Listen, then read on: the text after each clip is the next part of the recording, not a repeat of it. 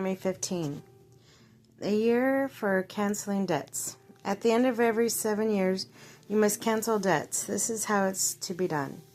Every creditor shall cancel any loan they have made to a fellow Israelite.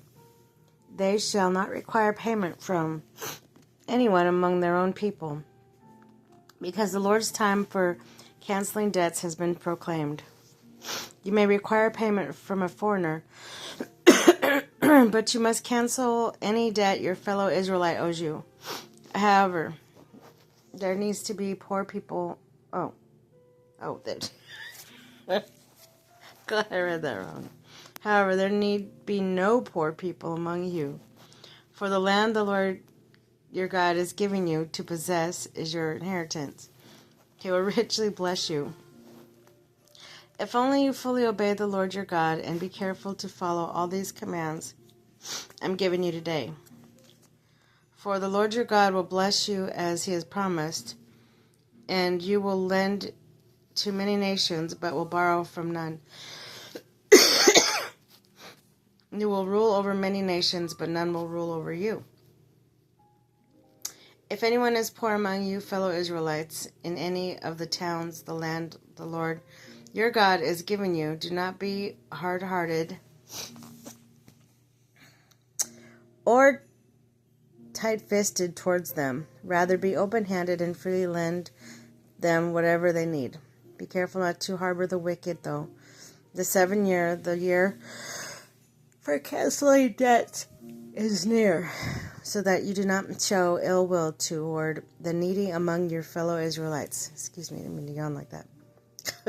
It just did. And gave them nothing. They may then appeal to the Lord against you, and you will be found guilty of sin. Give generously to them, and do so without a grudging heart. Then because of this, the Lord your God will bless you in all your works, and everything you put your hand to. There will always be poor people in the land. Therefore I command you, be open-handed toward your fellow Israelites, who are poor and needy in the land. Freeing servants. If any of your people, Hebrew men or women, sell themselves to you and serve you 6 years, in the 7th year you must let them go free. And when you release them, do not send them away empty-handed. Supply them liberally from your flock, your threshing floor, your winepress. Give to them as the Lord your God has blessed you. Remember that you were slaves in Egypt, and the Lord your God redeemed you. That is why I give you this command today.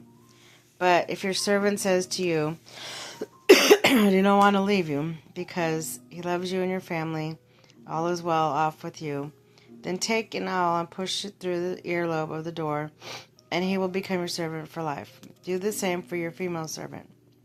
Do not consider it a hardship to set your servant free, because their service to you these 6 years has been worth twice as much that of a hired hand. The Lord your God will bless you in everything you do. The firstborn animals. Set apart for the Lord your God every firstborn male of your herds and flocks. Do not put the firstborn of your cows to work. Do not shear the firstborn of your sheep. Each year you and your family are to eat them in the presence of the Lord your God, at the place he will choose.